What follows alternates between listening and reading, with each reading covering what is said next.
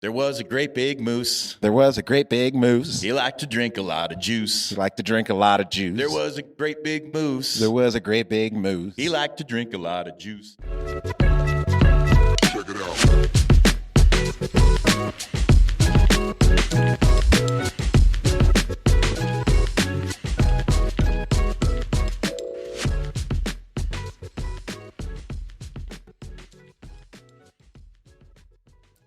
Ladies and gentlemen, boys and girls, welcome to Sins and Suffers podcast. I am your boy, the one and only Mario Stanley, bringing you that good today.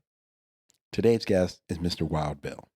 Mr. Wild Bill and I met like starstruck lovers from across the way. When I was at the World Cup in Salt Lake City, this dubious, I can't say dubious, but it was joyfully dubious mustache just reached out to me and just captivated me from across the way. And upon us talking, I realized that Mr. Wild Bill is a coach. He coaches downhill skiing for youth athletes. And, you know, when two coaches or two people in like professions get along and start talking, the knowledge that is gained and dropped and received is amazing. It was so good to hear things that I do myself. And I actually learned a few things that we teach our kids in different disciplines, but are universal. And it was just a joy. So if you are a seasoned coach or a new coach, this is a great episode for you. I'm really looking forward to sharing this information with you. And I hope you guys enjoy this episode. There's a little bonus. Your homeboy tries to break out the pipes.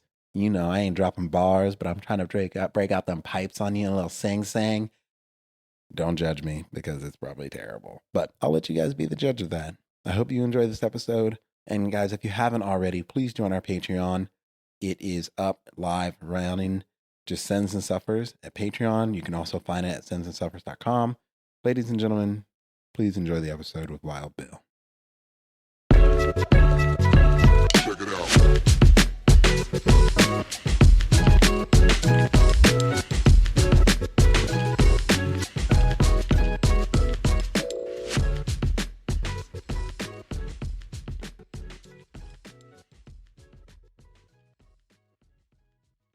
Here we go. All right, ladies and gentlemen, boys and girls, germs, whoever you are on the internet, I don't even know. But welcome to Sins and Suffers podcast. I am your host, Mario Stanley. And today I have Wild Bill with me. And Wild Bill and I met yesterday. This man is rad. He shared a beautiful rainbow with me. We bonded.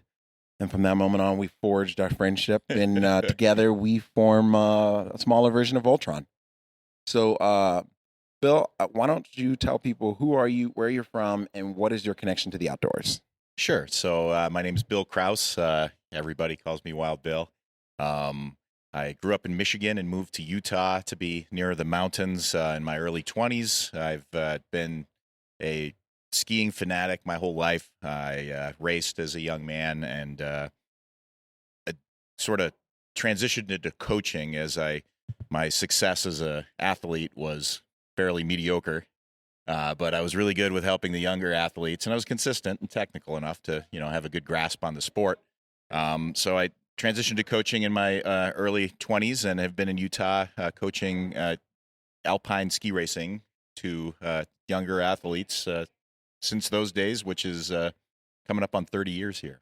Jeez Louise. Okay, so I'm from Texas, and most of my listener base is from Texas. So when you say alpine ski racing, I have no idea really what you're talking about. Like, I don't know if it's I literally, when you first said ski racing, I was like, is this downhill ski? Is this so can you kind of paint a picture with words? Like, what is sorry, I keep on saying down, alpine ski race. So downhill that's probably what most people in the country call it, is downhill skiing. Globally, it's alpine is the discipline. Okay. And most people's exposure to ski racing is from the Olympics, watching on television. That is where we have athletes racing against the clock, going around the little flags. They're called gates. Okay. And they sometimes have the molars. Is it? Moguls is a freestyle discipline, so that's not so a different discipline. where freestyle will have moguls and aerials. Used to be when I was a kid, they had also ballet skiing, which is, do yourself a favor and Google that. And my We'll have a favorite link in the show video, notes. John Denver, I can't remember what the song was called, but he did like a music video with ballet skiers, and it is 80s in all its glory. Well worth seeing. But yeah, so racing against the clock as well as against one another, and it's a fantastic feeling sailing down the mountain with nothing but a very thin piece of material between you and the usually water injected course. So they're very icy, fast, steep courses that we train and ski on. Okay, then, and so you've been teaching this for a while, and I coach rock climbing. So, and I think I mentioned that briefly. I coach competitive indoor, and I coach competitive indoor climbing at a recreational level, and I coach kids, and then I help adults train for this. So, in this sport, I guess it's obviously a seasonal sport. Is there? I'm trying to like imagine what the correlations between climbing is. So, like, I know for climbing, training for climbing, a lot of big times we say the first thing you need to do is just actually climb more.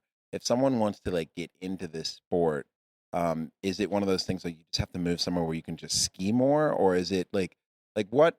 I guess what is the stepping stone to doing this? Because like when you do rock climbing, usually in modern day, you go to an indoor gym, and then from there you go from gym to crag, and then from gym to crag you start going to like sport climbing, bouldering, alpine, and we're here at the World Cup, which is an indoor format. But like, what is like I guess the usual path that someone eventually realizes like I want to do alpine? Sure. So, I mean, skiing's a great sport, and like climbing and any other thing we can do outside and commune with the mountains. There's something and a level for everyone. The best thing to do, and a lot of people take a vacation to somewhere with ski lifts and a ski hill. And I fully recommend skiing with an instructor for your first experience, especially, if you go out with a loved one.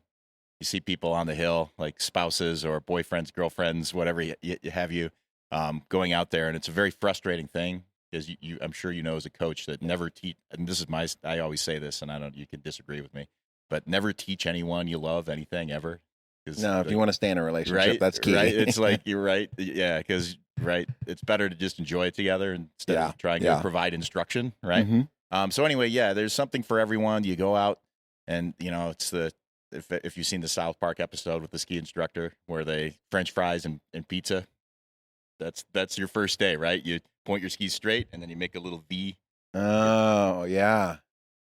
Often known as making a piece of pizza with your skis. And that slows you down, and then you can kind of progress from there. So skiing's definitely a progression where, the first thing, it all starts right with the snow and how you stand on your foot and how you build yourself from the bottom up as far as how you stand and your balance and your stance, and that allows you to move on to the next step. And I'm sure just like climbing, if you put your hand and foot in the wrong place, you're going to have a hard time moving to the next one, or you'll have to do something that's inefficient to get to the next step. You usually just fall and hit the ground. Well, that happens in skiing too. And that can be painful. And we used to break our legs. Now everybody blows their knees out skiing. So you mentioned like you did this competitively. What got you into it? I mean, were you introduced to it by someone, or is this you've kind of always been around this? And then what made you decide to be competitive? Sure. So really interesting story, I think, that led me to where I am right now that probably should have never happened. My mother was working up the road at a Kmart as a cashier a little ways from a ski resort, and it was cheaper to put me in ski lessons and drop me off at the hill when she went and ran the register than it was to pay for some kind of daycare babysitter kind of a thing. So I started skiing when I was very small and did it for a number of years. And then our school had a program in 5th and 6th grade where it was ski club, and we'd all have, passes, and we'd go up and ski in our jeans and on a little icy hill in Michigan, and started to kind of be around that environment, more and more. And then going around gates just kind of happened one day. There was a club training, and I went up and I skied the course. I asked permission, and the coach let me go through it, and I was hooked immediately. Loved that. I ski raced through high school and with a club, and was able to See a lot of the great ski hills around the country and a little bit internationally, and found that I was probably better at of offering assistance and advice to younger athletes than I was at actually ski racing. So What was the moment that you realized that? Because I mean, I think to a certain extent, like, I don't know if this is true, but I know in rock climbing, like, just because you work at a rock climbing gym, all the general public thinks that like we can climb what's here at the World Cup, Right. which is not true in any way, Right. shape, or form. Everyone thinks you climb V10 just walking into a gym when you're just an employee. And I guess is the same disillusion true for when you walk up to an instructor, and also too, like, what was the moment that made you realize that? And I guess a question, another kind of following up on that. Now I'm piling things on because that's my style That's as good. it comes in my head. But like, was it kind of a bittersweet moment, or did you find a lot of joy in that? I grew to more and more enjoy the coaching element and seeing success in other athletes. And I mean, skiing for me, it's been a little different. I can ski anywhere. Even now, I'm almost 49 years old. Now ski any hill, anywhere. But the technical aspects. I mean, ski racing is a sport of fractions of seconds. So being consistent wasn't enough. You have to be, pushing the envelope to the point where sometimes you're not having a successful run. And I was more, I don't know if I'd say cautious, but more technically aware and not so much just letting it all hang out. So, but I really truly enjoy working with other athletes and coaching. That was a passion. Like the first time I ever went out with someone that asked me for advice on something they were doing, and I had a drill for them, and we do drills. So where we take a skill and we'll kind of take that out, look at it, and we'll refine that skill by doing something as simple as leaving your poles behind and skiing on one ski. Yeah. Or as simple as taking off all your equipment and exploring where we're standing in our ski boots. Just little things where we take one ingredient out of the recipe and make sure it's the best it can be before we put all the ingredients back together again. That's pretty awesome. And kind of the same thing exists in climbing to an extent. And it's like more for like really defined technical movements. Like for example, you'll see climbers here do it here. It's like professional climbers are probably the only people who will do a heel hook correctly because it's not, everyone has the misconception it's like the back of your heel, and it's not. It's actually the outside edge. And what you're trying to do is either push your foot straight down so you hinge forward, or you're pushing your foot, pointing the toe down and turning it out so your hip flexors open up and you come wall. So it's definitely those little nuances that physics is cool. Yeah. And physics we, and body ski mechanics. racers, we do it at 70 miles an hour. No, thinking about thank you. where things are, and your center of mass becomes theoretical and out in space somewhere. So very, very similar. We get very technical too. So what do you look for when you're looking for an athlete? Or do you like recruit people for like international and like higher level competitive teams? Are you coaching those teams? And then like, I guess like, what is the thing? Like, I know for us, it's like we look for athletes who really are coachable, and then just that have kind of like this, I don't know, ferocity or this insatiable appetite, almost kind of like killer instinct. But like we want to temper that and get them to use it as a tool. Right. It's hard to know. Like you want to be precision. You want precision. You want tension, and then you want to be able to be patient so you can attack. Exactly. And so, is it the same thing? 100%. 100%. That's exactly how I would describe what we look for. Ski racing is the conservation of speed for me. The best ski turn is a ski turn that we can do that we do not limit the amount of speed we can retain. Most times ski turns, you're turning down the slope to sort of cut it down to size, right? Like most recreational skiers.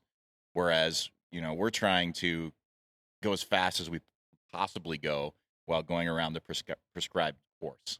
And it's a fine balance of, aggression, patience, and just a kinesthetic sense of where your body is and how to use it to lever the ski in such a way as to conserve as much speed as possible and make the shortest line from the top to the bottom. Do you ever find like the same thing, that same kind of like ferocity that you look for in athletes?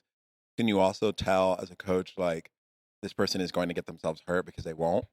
And like, do you have an example of someone Maybe that not you've worked? hurt, but I can tell people that, I can, we all kind of know, as coaches when we're standing back that, when someone's about to maybe go to the next level, and we all know that they're not quite ready, and you'll say something like, but he's Uh, going to get eaten alive next year.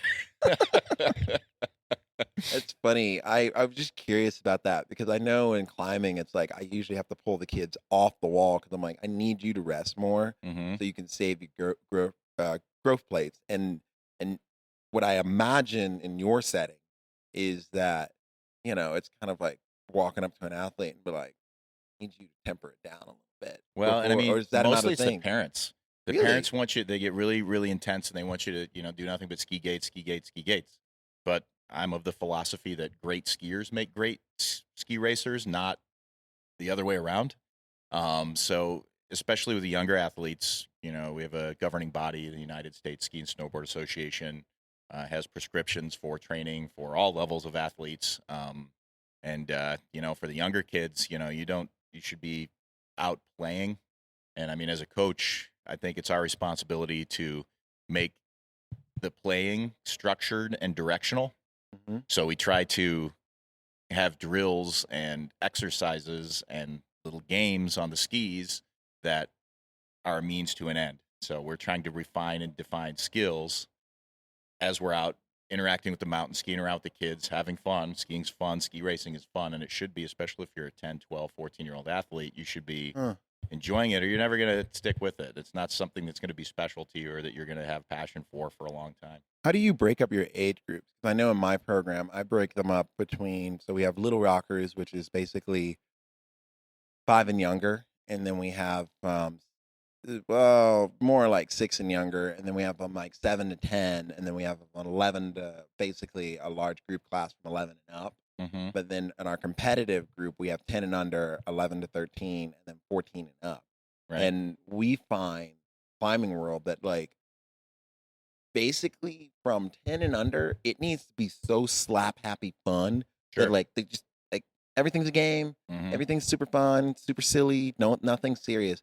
But it's not like, and I always say this, and I want to circle back on the parent thing too, but I always say this, like rock climbing doesn't become cool until kids start Googling it. And once kids start Googling it, rock climbing is like super, super, super cool.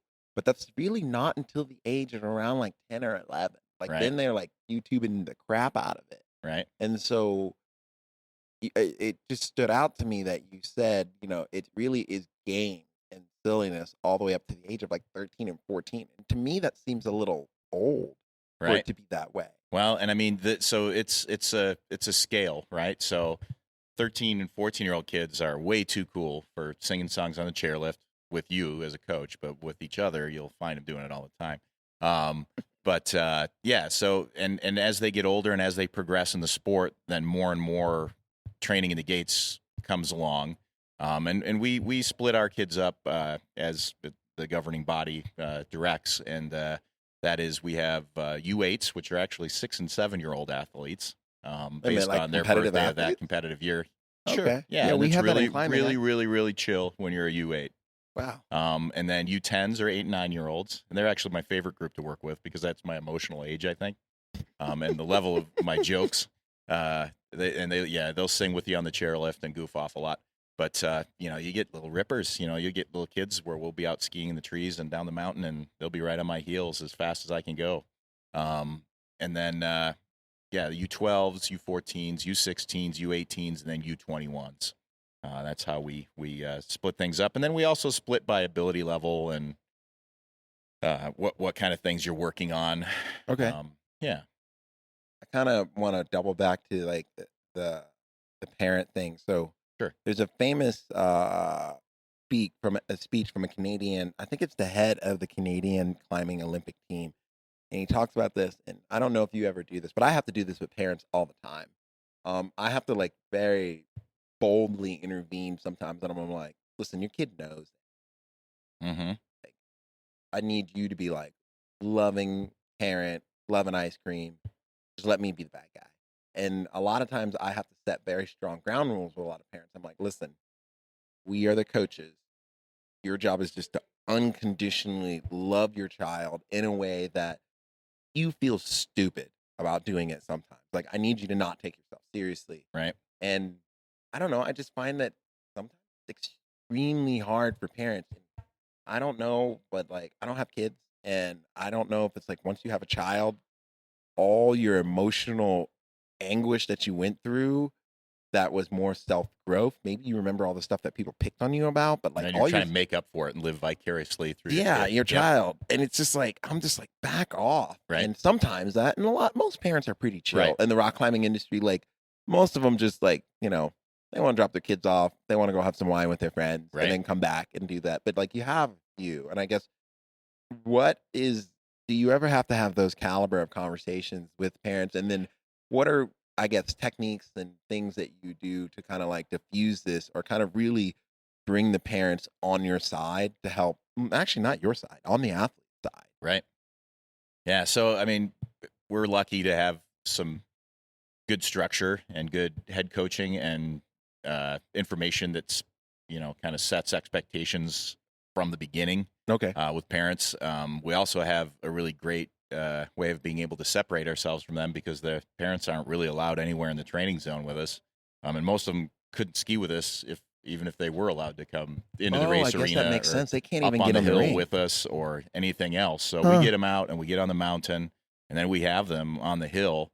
And then, race day, we've got, parents with Olympic aspirations, and they want their kids to make the team, and they want a lot, and they expect a lot of things. And, they put that on their kids at an early age sometimes. And that's just not, from a sports psychology perspective, it's not the ideal way to do it. Like you said, I mean, supporting, and I mean, ski racing is an expensive sport. So, expecting your athlete to be engaged and to do their best to take it seriously but enjoy the experience, and I think that and I mean, every once in a while you get the parent that's kind of in there and trying to help coach, right? And that's what I experience more than anything else. If somebody was really and we really haven't had a lot of times when a parent was in there being too much on a competition day, but because they're separated, honestly. So it's easier that way. That's such a bizarre world to me because like in climbing, it's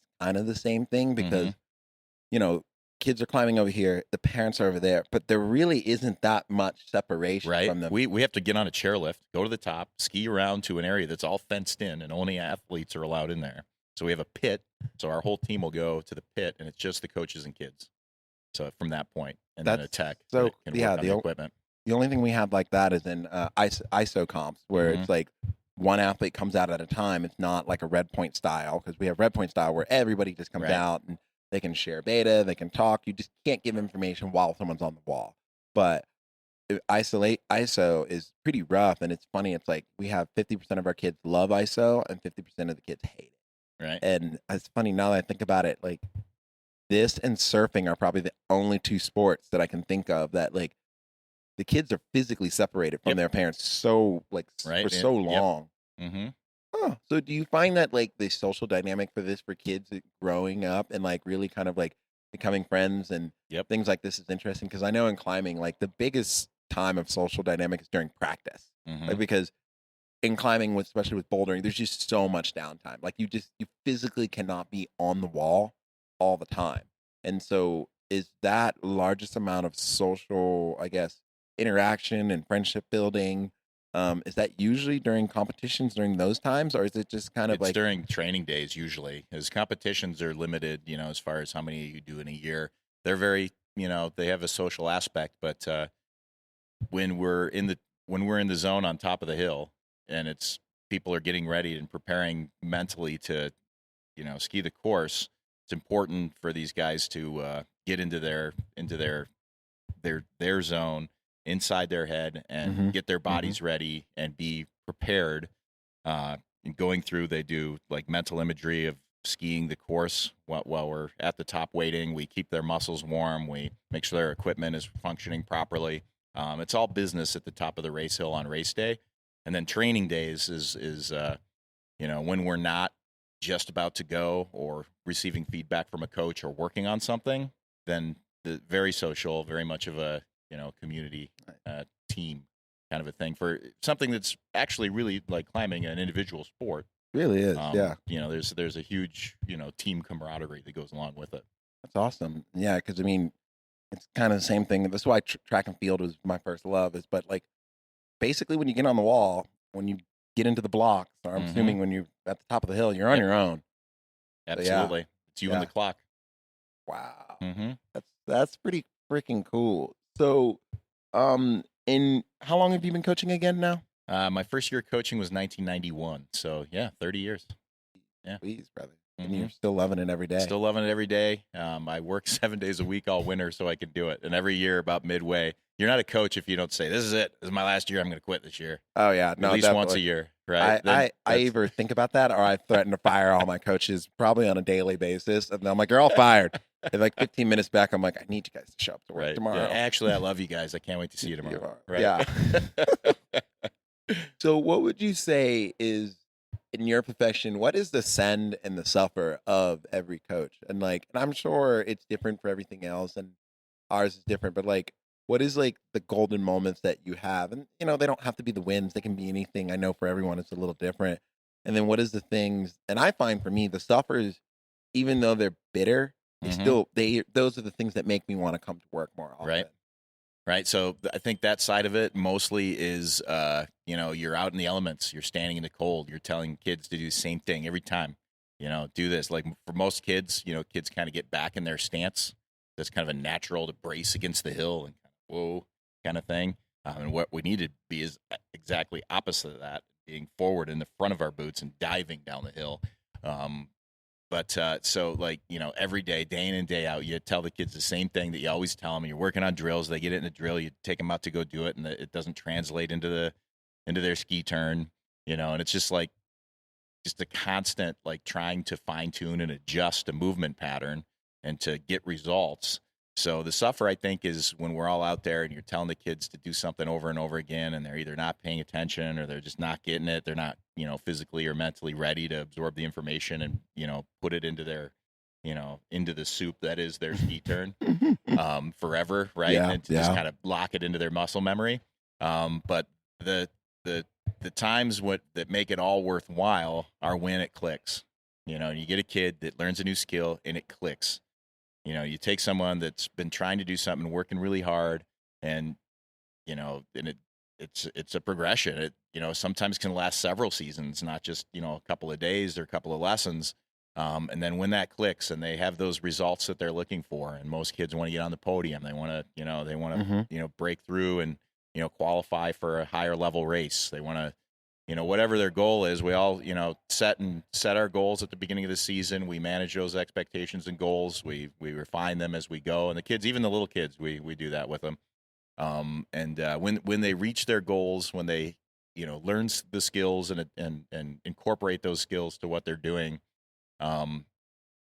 those are the moments that, make it all worthwhile. That's awesome. Right. Do you, listen, I'm like, my brain, you keep on saying things, and we're both coaches, so my brain's going all over the place, and you talked about the suffering of really saying these things to the kids all the time. Do you change your language, or do you have very specific age appropriate language that you really change towards the younger kids? And it really, is it that different? So I find that and this is just my coaching experience. If you cannot convey age if you cannot convey, I need you to perform this movement right to a 7-year-old with age appropriate language, you are going to have a hard time conveying that to an adult.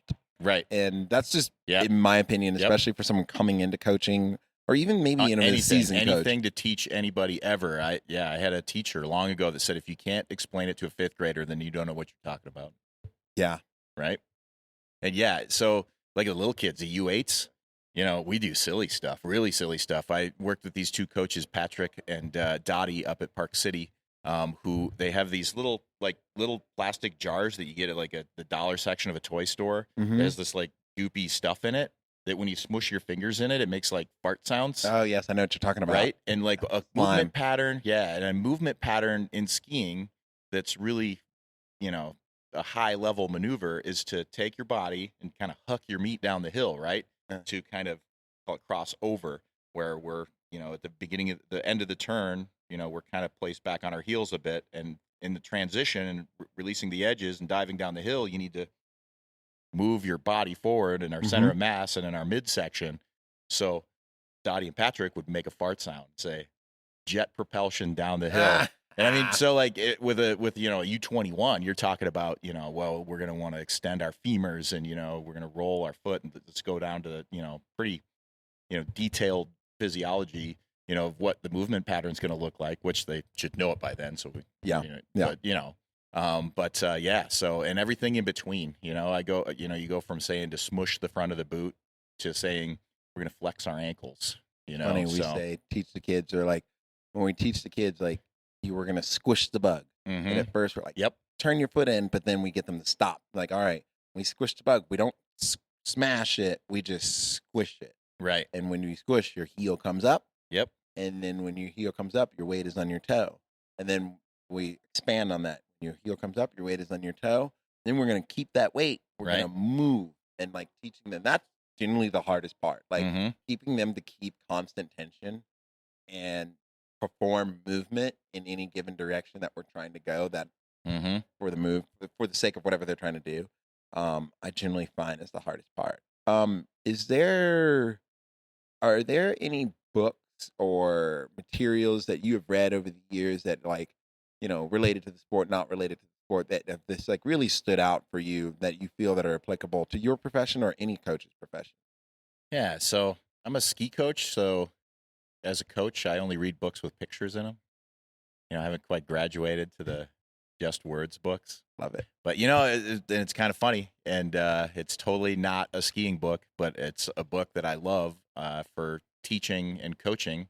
And it's actually a book that was given to me to train my dog. It's called Hey Pup, Fetch It Up. And it's a book that while you're training a dog, you build a relationship with the dog. Huh. And it's not like you don't treat kids like dogs. No, that's no. not what I mean, some of them have the intelligence but capacity. But it goes into like when you're teaching your dog something, you're like, sometimes you're like taking it really personally, and you're like kind of trying to infer some personal desire into what you want your dog to turn out to be, right? And that's not an efficient or effective way to teach something. So it's a teaching book. That's cool, right? But it's not about people. It's about dogs, and it's more about you, is what it is. Right. I mean, yeah, there's a ton of technical stuff on how to train a dog to, be a duck hunting dog and all this other stuff in there. But I think that one, it told me more about myself than any other coaching book I've ever read. That's awesome. And I mean, like, and I don't know that I've ever really thought about that until you just said that, because it's like, it's a book that's made me think about myself and when I'm trying to get some change around me, be it with a kid on skis or anything really, another person, an animal. That's awesome. Something that's not even, a living object, right? Yeah, Just like, so, looking within before you try to pass something on, I think, is the important thing. And it's a weird story, but it's true. Awesome. Hey pup, fetch it up. All right. And then, if people want to find you and get in touch with you, acquire your services, like, how do they do that? So I'm coaching for a private club. Okay. And so the people sign up for the program. And I'm currently coaching at Solitude Resort, and I have no intention of going anywhere ever. Okay. I love that mountain. It's home. My kids have grown up there. I love the families that I interact with on a daily basis, and the hill is just a fabulous place. It's a smaller program. It's my speed right now for sure for working weekends and things like that. So they'd sign up there, or you can find me on any neighborhood bar on the corner of the street. All right, perfect. And then can I ask a really, really, really weird question? Of course. What is the songs that you sing on the ski lift, or can we do one? Oh, man. So are we going to sing a song? I mean, we're here. Why not? So, like, a couple of them I, like, learned from my daughters who were Girl Scouts, and they're, like, repeat after me songs, and they're wicked silly. I mean, whichever one is most popular in the kids in the ski song. On the ski lift. Sure, why not? I mean, we're here. And the other thing is a ski lift's about, like, 15 to 20 minutes long, so these are kind of we don't have time for that. Right? Let's shorten it up. Let's shorten it up. Let's do like a couple bars. Right, exactly. So this one is a Girl Scout song, and it's about a moose. And I adapt the song slightly. I have a defining feature that I don't know if you've noticed that I've actually worn for much of my adult life. This silly mustache. So we add the moose gets a mustache in this one. Oh, I'm into it. And I typically will take my gloves off and put them in my goggle straps to mimic moose antlers. Kids are big on that. Oh my God. But yeah, let me see if I can even jump in the middle. Oh man, I can't. So we're just gonna start at the beginning. All right, let's do it. All right. There was a great big moose. There was a great big moose. He liked to drink a lot of juice. He liked to drink a lot of juice. There was a great big moose. There was a great big moose. He liked to drink a lot of juice. He liked to drink a lot of juice. Way-oh, way-oh. Way-oh, way-oh. Way-oh, way-oh, way-oh, way-oh. Way-oh, way-oh, way-oh. And it goes on, and he spills his juice in his mustache. Oh, that's awesome. And yeah, super fun. The kids love it, and I love, keeping the kids entertained and engaged and happy and in a good, safe environment, and then that you can teach them a lot.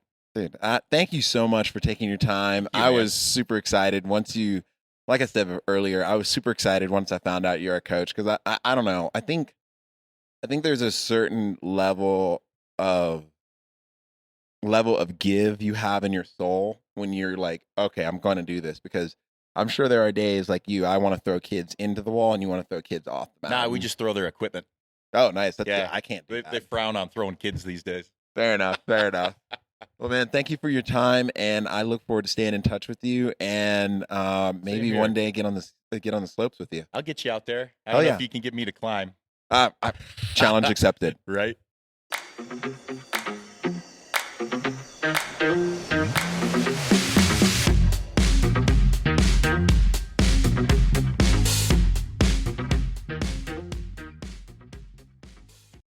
All right, y'all. I hope you enjoyed this episode. It was chill. It was a little silly. It was a little fun. And, I don't always get to do that in some of my podcasts. Some of them are pretty serious. Some of them are heavy. Some of them are light. But it's not every day that you just meet someone right off the street and you can vibe. So thank you for vibing with us. And I appreciate you vibing with Sins and Suffers podcast so much. Please like, follow, subscribe, and share. And as always, if you're not suffering, are you even sending at all?